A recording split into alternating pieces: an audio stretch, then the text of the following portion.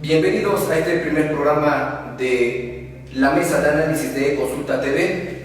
El tema de hoy lo desarrollarán tres de los más destacados comentaristas de Tlaxcala: Patricio Lima Gutiérrez, Homero Meneses Hernández y José Antonio Álvarez Lima. Bienvenidos y muchas gracias a los tres. El tema es campañas electorales 2016, el saldo de estas elecciones. Y empezaría preguntándole a Homero Meneses, ¿cuál es tu percepción de esta campaña? ¿Qué te deja esta campaña electoral 2016? Pues primero, Martín, agradecer mucho, antes de entrarle al tema, agradecer mucho a Consulta, Martín Ruiz, a ti y desde luego a tus compañeros de lujo, decían José Antonio Álvarez Lima, a Patricio, a quienes les tengo en verdad una profunda admiración y respeto. Este proceso electoral que apenas terminó, diría que estamos ya levantándonos de la resaca electoral, yo lo pudiese dividir en dos momentos: una cuestión legal y una cuestión moral. La cuestión legal pues ha sido cuidada debidamente, los tribunales dieron la validez a la elección, dijeron que estaba bien, hicieron algunos tipos de regaños para decir que hubo distintas fallas, y hay otro saldo de carácter moral, y me parece que ahí todos perdemos. Me parece que los partidos políticos de oposición no estuvieron a la altura para derrocar por la vía de los votos al partido oficial, al Partido Revolucionario Institucional, que estuvo señalado o ha estado señalado, muy identificado como el principal promotor, como el principal encubridor de la corrupción en el país, y yo me atrevería a decir en el Estado, y focalizado incluso en algunos municipios. Y teniendo esos datos, teniendo esas evidencias, la gente sabiendo eso, los partidos políticos no lo supieron capitalizar, no supieron presentar una propuesta innovadora, no supieron decir por qué eran distintos, y al final todos perdimos. Me parece que incluso que quien gana en términos legales también pierde. Don Antonio, ¿usted coincide con el de Homero? Yo creo que en Tlaxcala vivimos una democracia en construcción. La democracia en Tlaxcala, de manera ya amplia, reconocida, tiene 20 años. Es decir, si fuéramos seres humanos estaríamos terminando la adolescencia. Por lo tanto, nuestra democracia tiene muchas fallas todavía. Hay fallas en la ley que hay que ir perfeccionando, hay fallas en los órganos que califican y organizan las elecciones. En particular, yo creo, y así lo manifesté en su momento, que fue un error centralizar los procesos electorales en el INE. Yo creo que el Instituto Electoral de Tlaxcala ya había avanzado bastante y que podíamos ir en ese camino, pero en fin, ya eso es historia. Yo creo que en el caso de los partidos políticos es donde se presenta el mayor drama, y coincido en eso con usted. Los partidos políticos en Tlaxcala están pensando más bien en postular candidatos que recuperen lo que gastaron en las elecciones, y que pues en muchas ocasiones ven los votos políticos como un botín, y no presentan programas, no hay diferenciación ideológica, y la mayoría de las determinaciones políticas de los electores pues están determinadas por la cantidad de regalos que reciben, las atenciones que reciben, las ofertas que reciben de empleo, promesas, etc. Entonces es algo triste que la democracia de Tlaxcala aún no avanza hacia una mayor consolidación ideológica de los partidos, a una mayor calidad moral de los candidatos, a una mayor madurez de los ciudadanos. Yo creo pues que nuestra democracia está en construcción, está avanzando. En algunos casos ya le salieron unos chipotes de corrupción terribles que son un cáncer también para el crecimiento de la democracia. Y por lo tanto yo creo que vamos caminando, pero a veces muy lentamente y a veces por los caminos equivocados. Patricio, ¿cómo viviste la elección? ¿Qué sabor de boca te deja? Bueno, pues como desde 1998 he estado participando primero en el arbitraje electoral y posteriormente como observador y comentarista de los procesos electorales en Tlaxcala, pues me tocó vivir la primera alternancia en el 98 como parte del arbitraje.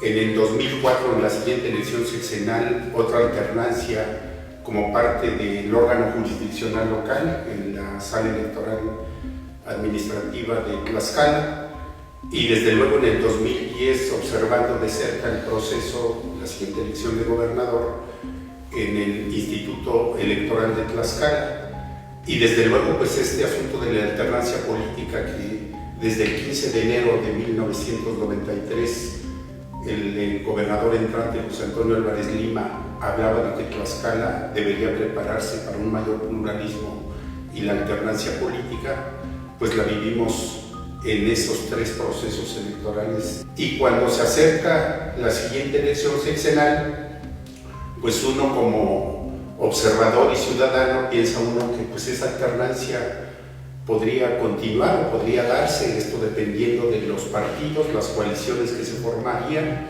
y los candidatos que irían a la competencia. ¿Qué diferencia hubo entre 98, 2004, 2010 y 2016? Que en esas 3 alternancias participaron 3, 4 candidatos a la gubernatura. Es decir, se tenía identificado con más claridad el ciudadano qué partidos y candidatos iban a la competencia. Y la del 2010 enfrentó un panorama muy diferente, con 8 candidatos a la gubernatura, y esto ya anticipaba una atomización del voto. Y desde luego el partido gobernante, el PRI, que formó de inmediato una coalición de 4 partidos políticos, pues no era un asunto menor. ¿De qué se trataba en todo caso para los partidos de oposición al gobernante? Pues pensar también en una coalición si iba a haber una competencia para que esta alternancia pudiera ser posible o viable. Y lo estoy diciendo como un observador de este proceso electoral reciente. ¿Qué fue lo que ocurrió? Que finalmente quien logró una gran alianza pues fue el candidato del partido gobernante, del partido oficial, y las candidaturas fuertes de oposición pues se fueron divididas, cada quien de manera independiente. Y el escenario pues se veía venir una candidatura de coalición con todo el respaldo, el apoyo y injerencia del gobierno estatal y buena parte del gobierno federal a favor del candidato oficial. Pues la balanza se veía venir a favor de esa candidatura. Los resultados pues se dieron desde el 5 de junio con los problemas que enfrentó el PREP, que por primera vez, cosa inusual en Tlaxcala, falló de manera notoria, un programa que técnicamente ya estaba superado y como decía don José Antonio Álvarez Lima, pues en Tlaxcala tuvimos avances muy importantes desde el 94 en muchos aspectos en materia electoral, una reforma muy avanzada en materia político-electoral si se compara con la federal. Ahí estuvieron los resultados del 98, yo diría que con otras reformas, los del 2004, con una muy fuerte competencia en la elección de gobernador, tanto la del 98 como la del 2004, pero finalmente con resultados ratificados por la Sala Superior del Tribunal Electoral Federal. Y en el 2010, con un triunfo del PRI, con una mayor diferencia de votos, 35,000, que equivalen al 7%, es decir, 3 alternancias continuas, y viene nuevamente una elección muy competida, pero con una autoridad electoral, yo diría, muy débil por esa reforma constitucional que llevó a que tanto el INE como el ITE, ahora el órgano local como el federal, se reparten atribuciones para la organización de la elección. Homero, te pregunto, ¿hubo confusión? ¿Hubo omisión? ¿Qué pasó en el ITE? Déjame iniciar retomando una idea de Patricio que también retomó de don José Antonio, porque me parece que es muy importante, que tiene que ver con esta cuestión híbrida entre el INE y el ITE. Es decir, no, ya de por sí era extraño, yo no quisiera decir si malo o bueno, porque a mí incluso me gustaba la idea de que se centralizara a través del Instituto Nacional Electoral, habida cuenta de la incompetencia de muchos institutos a pesar de su evidente crecimiento, pero al final a una incompetencia. Entonces, cuando se presentó el Instituto Nacional Electoral, la verdad es que yo personalmente lo vi así como que quedó bien, ¿no? Como una especie de nostalgia centralista, si quieren ustedes, pero pensando un poco que quizá quitándole el control a los gobernadores se pudiese democratizar, quizá como una especie de paso, como de puente para luego regresar otra vez ya fortalecidos las instituciones locales a ir hacia órganos verdaderamente autónomos. Entonces, pero estuvimos en el peor de los escenarios. Ni era INE, ¿no? Lo que decía Patricio, estaban con funciones repartidas que crearon una confusión en la que te estás planteando, Martín. Es decir, si a los funcionarios, a los consejeros y a los funcionarios de casilla les representó una dificultad, pues como dicen en mi pueblo, cuanti con mayor razón a los ciudadanos o a los usuarios de la casilla, pues a los funcionarios que estuvieron en contacto con la gente, y eso generó toda clase de intranquilidad en un sistema que está caracterizado por la corrupción. Si hay un sistema que está caracterizado por la corrupción como es el que estamos viviendo y tienes instituciones débiles, pues el resultado es lo que tenemos, un resultado electoral legalmente válido pero moralmente débil. Ese es el tema. Y quiero retomar otra idea que plantea Patricio en este planteamiento histórico muy bueno. Me encanta cómo plantea Patricio toda la secuencia y cómo va desarrollando las ideas, pero quiero retomar el tema de la coalición y el tema que también señalaba don José Antonio con los partidos políticos. Fíjense, la megacoalición, como le gustaba decir a los aliados del PRI o a los simpatizantes del PRI, incluso a algunos cuantos periodistas, coalición, así como que con bombo y plan, la megacoalición. Lo grave de esa megacoalición es que nada más es electoral. Es un paso para conservar el poder, a costa de lo que sea y como sea. Porque lo que yo no vi en la campaña político-electoral, y yo espero verlo, a lo mejor táchenme de iluso, de optimista, pero yo espero verlos que se refleje en una especie de plan estatal de desarrollo de 4 años, 8 meses, que integre esas distintas ideologías si las hubiese. Vamos a suponer que las hay. Vamos a suponer que el Partido Socialista, con esa supuesta idea socialista, que al menos lo tiene en el nombre, impulse dentro del plan estatal de desarrollo distintos programas que tengan que ver con ese perfil. Pero francamente no lo veo. No lo veo del PANAL, no lo veo del Verde, no lo veo del PRI. O sea, ¿cuál es el proyecto? O sea, la intención fue meramente electoral. El cambio hacia una cuestión programática ya implica otra cuestión. Entonces, los partidos políticos registran en las megacoaliciones o en las coaliciones un documento que se llama Plataforma Electoral, van, lo registran, y si ustedes lo revisan, yo revisé 2, 3 proyectos, yo no supe si ese fue el que registraron, pero medio revisé. Es un copy-paste, estilo tesis de Peña Nieto, ¿no? Copiaron de un lugar, lo pegaron aquí, lo copiaron de otro lugar, lo pegaron acá. Es un mamotreto inédito, o sea, no se entiende. Me parece que el Instituto Electoral, una vez que aprenda a conducir elecciones, también debiera revisar documentos. Y los ciudadanos debiéramos también ser ciudadanos en toda la extensión de la palabra para contrastar propuestas. Porque hasta ahora no lo hemos hecho. También los ciudadanos hemos fallado, y eso es un tema que casi no mencionamos. Culpamos a las instituciones, culpamos a los partidos, culpamos a los políticos, pero los ciudadanos también fallamos. Y fallamos muy constantemente. Don Antonio, ¿hay culpa en la gente?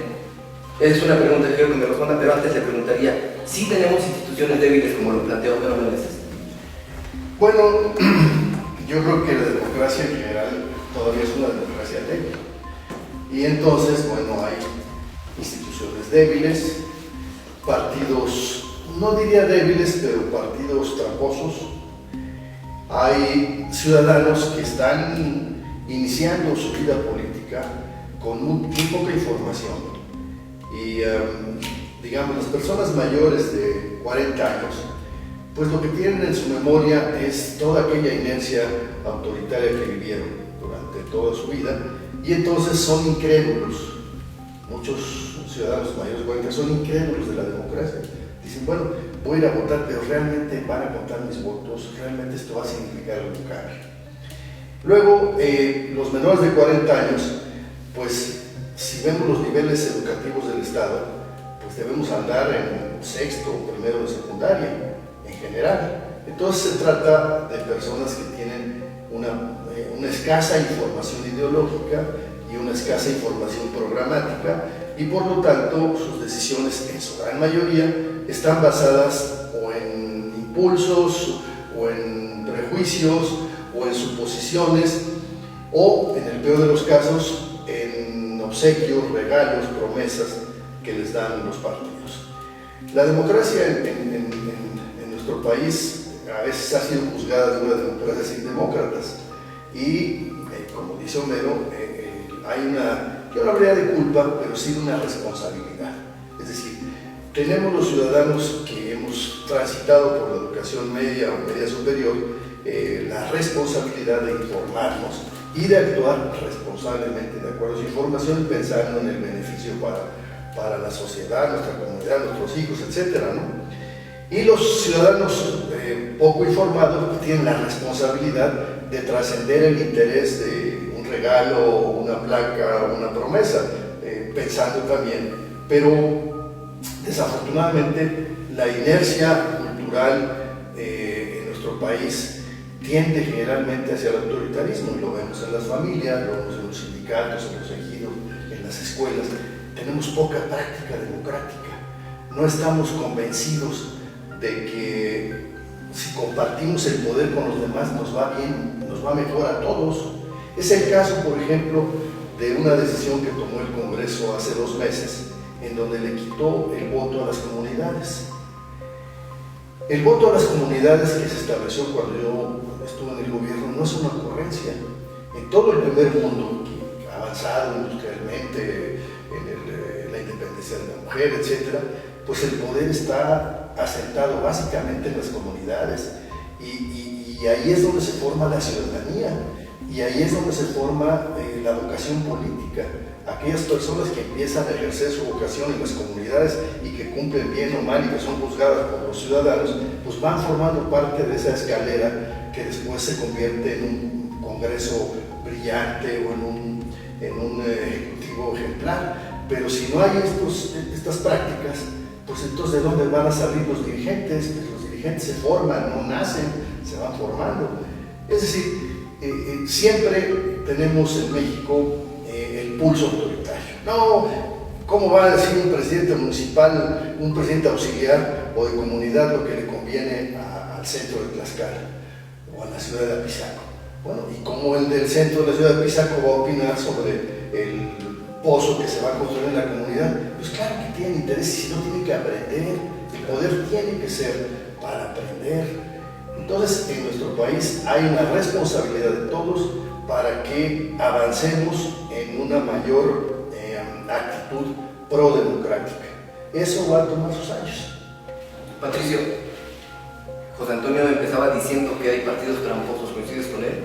Bueno, yo retomaría de esta expresión de don José Antonio Álvarez Lima un artículo que causó mucho revuelo en la revista Nexos hace 2 años, de Luis Carlos Ugarte, que si bien no salió con banderas desplegadas del IFE cuando fue presidente por algunos errores que cometió, como consultor político y como opinador y catedrático, pues resulta un muy buen estudioso de los asuntos electorales. Y él, en una plática que vino a Tlaxcala, a la cual pude asistir y cuestionarlo, decía eso de los partidos políticos, que sobre todo cuando son gobierno, pues se despachan con la cuchara grande a través de diferentes formas de cooptar, de convencer, de persuadir o de comprar el voto. Y en ese artículo que él publicó en Nexos, y que desde luego muchos retomaron para análisis de casos estatales, de que difícilmente habría un gobernante que llegara al poder respetando los topes de gastos de campaña, que para mí es un asunto importante en materia electoral y que habla de las prácticas de los partidos políticos y quiénes son más tramposos que otro. Esta discusión viene desde el 98 aquí en Tlaxcala, cuando ganó el PRD la gubernatura, que los priistas señalaban que hacían muchas trampas los del PRD y los del PRD señalaban a los del PRI que también hacían más. Esa discusión se sigue dando. Lo cierto es de que Luis Carlos Ugarte sostenía que sea un partido u otro, PRI, PAN o PRD, que es la fuerza política que ha venido ganando más gubernaturas en un tercer lugar, pues hacen esas mismas prácticas. Y decía él que difícilmente habría alguien que no ganara con trampas de carácter financiero, de carácter económico, o la compra, cooptación o de plano abierta, digamos, compra del sufragio. Y yo tuve la oportunidad de preguntarle que si en Tlaxcala ocurría lo mismo y decía que sí, desde las alternancias él observaba esto que venía ocurriendo.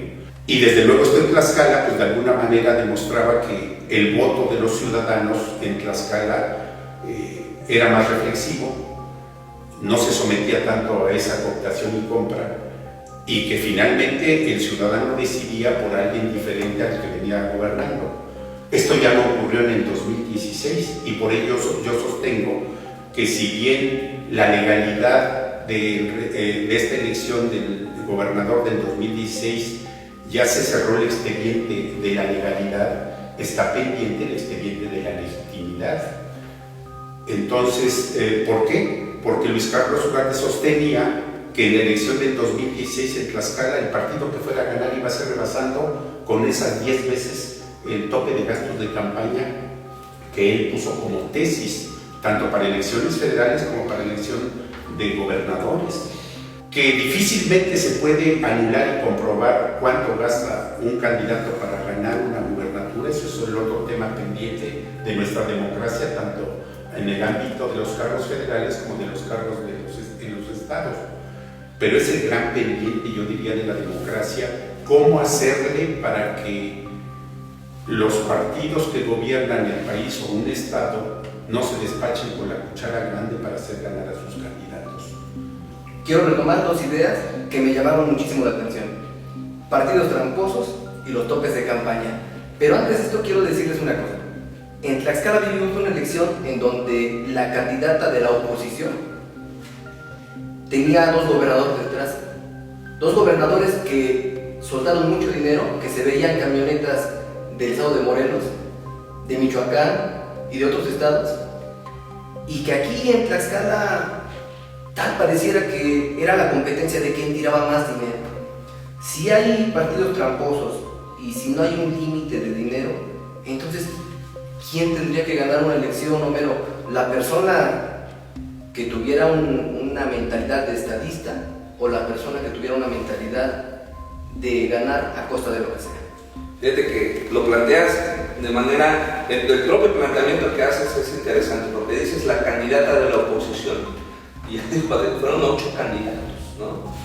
Bueno, eran 8 candidatos, pero eran evidentemente algunos de relleno para... Bueno, pero había, se supone, entonces en todo caso había un candidato oficial o respaldado por el partido en el poder y 7 candidatos de oposición. Pero es interesante la forma en que lo planteas porque es seguramente reflejo, así es, de lo que pudo percibir la gente. Pero si hubiesen sido esos dos polos, es decir, el candidato A de la continuismo, como se llama Patricia, contra la oposición, seguramente hubiese ganado la oposición. Si tú sumaras, no es así, ¿no? Pero si fuese solamente un ejercicio aritmético de sumas, pues seguramente la oposición hubiese ganado. Pero justo lo que impidió eso fue la imposibilidad política de construir una candidatura de oposición. Dicho esto, entro a lo que planteas. Yo me pregunto, ¿es posible en este país que alguien gane de manera limpia, sin trampas? Volteo a Nuevo León, pienso en el Bronco y recuerdo de inmediato el financiamiento de las empresas privadas, ¿no? Todo ese dinero que le acusaron de que fue utilizado para posicionar, incluso cuestionando su independencia, es decir, no era tan independiente, dado que tenía intereses fácticos detrás de su candidatura. Una vez dicho esto, paso a los otros términos, es decir, alguien pudiese decir, déjenme solo, yo voy, ¿no? Yo soy puro y voy solito en contra del sistema, en contra del régimen. Pues yo creo que difícilmente, ¿no? Es decir, supongamos que la candidata de la oposición, como llamas, a Lorena Cuellar, que no lo hubiese apoyado Graco Ramírez, su partido, en Morelos, que no lo hubiese apoyado Silvano Aureoles de Michoacán, o Mancera, u otros gobernadores, se ha dicho mucho que le apoyó Moreno Valle. Supongamos que hubiese dicho, ¿sabes qué? No, déjame, yo voy sola, déjenme, que ahora siempre como los peleas de barrio, ¿no? Déjenme, yo solito. Pues no, o sea, tampoco es una cuestión de ingenuidades. Pero ¿en qué momento, me pregunto, en qué momento podemos entender este espíritu tramposo del ejercicio de los partidos políticos versus la honestidad con una línea de ingenuidad del medio? No sé si me logra explicar. ¿Cómo es que un candidato honesto puede aspirar de manera legítima y honesta a hacerse del poder? Es muy complicado, ¿no? Ya no digo para una gubernatura, pienso en una presidencia de comunidad, que por cierto, ya que lo retomaba don José Antonio, no solo les quitaron el voto, ahora quieren desaparecer a las presidencias de comunidad. Es por lo que van.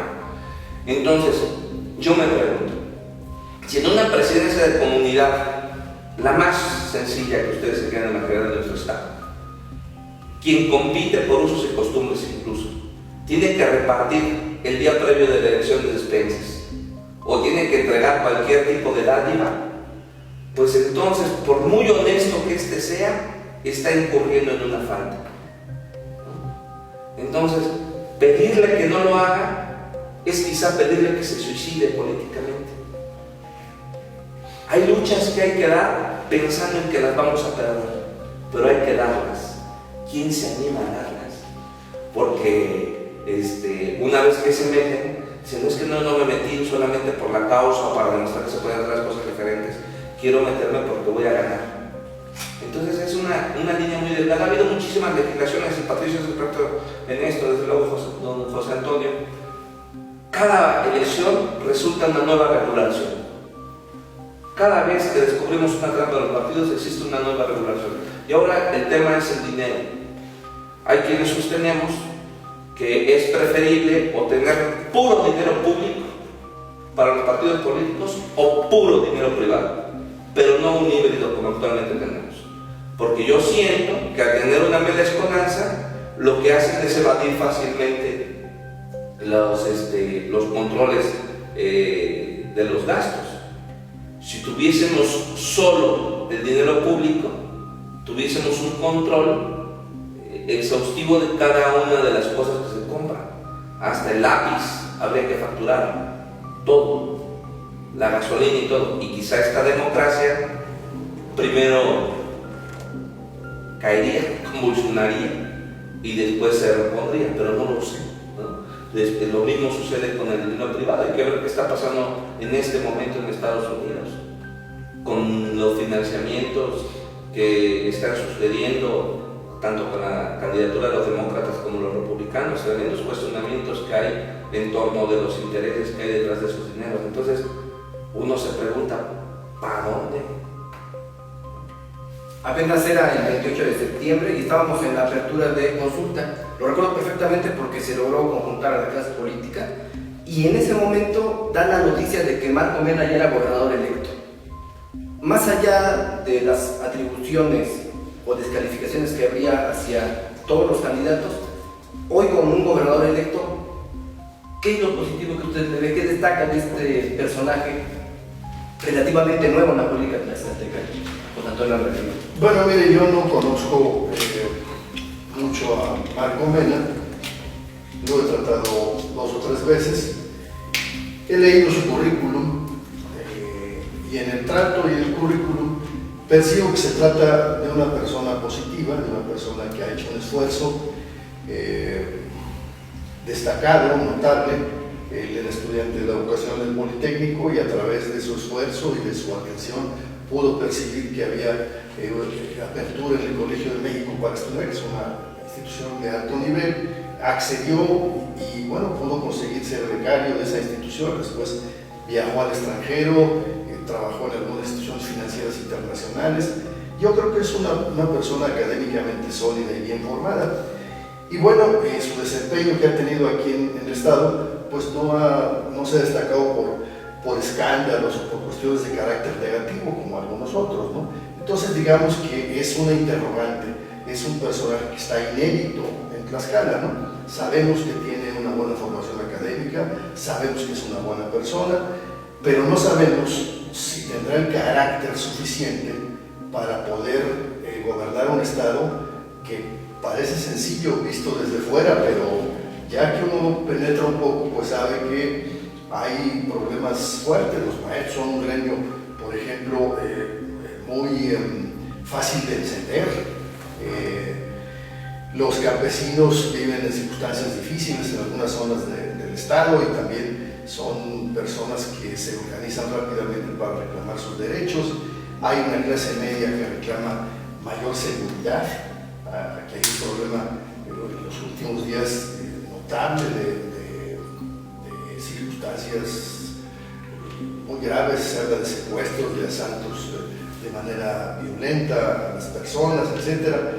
Hay también un problema de movilidad en el estado. Ya hemos mencionado que las carreteras de Tlaxcala se han convertido en la glorieta del país. Ahora todo el tránsito del Golfo de México hacia el centro del país pasa por aquí. Las carreteras no están preparadas, han permitido el tránsito de estos monstruos de doble caja que aterrorizan a los ciudadanos. Entonces tenemos un problema, digamos, urgente de movilidad y de seguridad que requiere una atención inmediata. Patricio, ¿será un buen gobernador? ¿Será un buen estadista? Porque las credenciales parecen que sí. En el papel pareciera que es una persona preparada, pero ¿a ti te da certeza como gobernador electo? Bueno, hay que reconocer que tiene una formación académica sólida, que tiene muy buenas cartas credenciales, que tiene seguramente un conocimiento, digamos, fuera de Tlaxcala que puede ayudarle mucho, pero también debemos reconocer que se trata del político que llega a la gubernatura, yo diría de los últimos 5 o 6 que menos conoce la realidad de Tlaxcala en sus comunidades, en sus sectores de la población en mayor marginación. Y esto desde luego, como lo dice José Antonio Álvarez Lima, con toda la experiencia que él tuvo gobernando Tlaxcala, pues más que hablar se requiere de escuchar a la gente. La gente lleva, yo diría, 12 años que no es escuchada en Tlaxcala, 2 sexenios que sin calificarlos poco atendida fue y poco visitada fue en sus comunidades, y desde luego con un ejercicio del poder muy vertical. Entonces lo que enfrenta Marco Mena es una situación de que la legalidad pues está superada, la legitimidad está pendiente, y como ha anunciado él la realización de foros, cualquiera diría, bueno, ¿y foros para qué? Pues yo diría que ahora sí son muy necesarios, pero para que la gente exponga liderazgos, como ha dicho José Antonio Álvarez Lima, reconocidos de comunidades, que expresen cuáles son los problemas y que los escuchen. Y que esos foros se conviertan en realidad en un detonador de lo que él quiere hacer por Tlaxcala en los próximos 4 años, 8 meses. Y que se dé cuenta real de que los últimos 5 años, casi 6, de un gobierno que habla maravillas de sí mismo, en las comunidades ocurre lo contrario. Las comunidades, cualquiera que las visite, de los municipios más alejados como puede ser Tequesquitla, Tzayanca, Zapata, Terrenate, Tlaxco, esas comunidades siguen con grandes problemas y grandes carencias y grandes niveles de desigualdad social. Marco Mena tiene seguramente gente que ha conocido y que le puede ayudar mucho en la asesoría, dándole opiniones, dándole propuestas, pero finalmente si no surgen de la realidad que no conoce a fondo, se le va a complicar su gobierno. Y como ciudadano y como interesado por Tlaxcala, Patricio Lima quiere decir que yo sí quiero que le vaya bien al nuevo gobierno, porque Tlaxcala no merece lo que ha tenido en los últimos años, de veras, y merece una alternancia en el poder con un gobierno priista que encabeza una coalición. Merece una alternancia ya en el ejercicio del poder, y esa alternancia la debe de lograr sobre todo escuchando voces de fuera de los partidos que lo apoyaron para llegar a la gubernatura, sobre todo. Homero Meneses, su paso por la 61 legislatura, por la Secretaría de Turismo y a nivel nacional como asesor, te llenan el ojo como para verlo como una persona que aguante un movimiento de bajas magisteriales como le tocó al señor Álvarez Lima, con la reforma educativa que viene. ¿Aguantará ese tipo de conflictos sociales? Pues mira, como diputado, ni una iniciativa. Lo que hizo fue atender las instrucciones de su jefe político.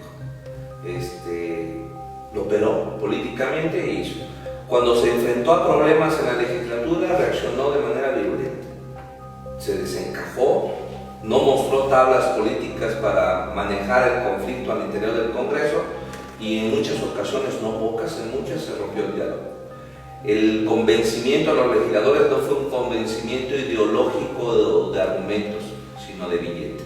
Y ahí están los propios legisladores o quienes conocemos cómo funciona el Congreso local, que podemos decir, ahora sí que con los pelos de la burra en la mano, decir que el principal argumento fue el económico para convencer a los legisladores. Ahí está la aprobación de las cuentas públicas, nada más para poner un ejemplo que seguramente pocos o nadie va a querer refutar.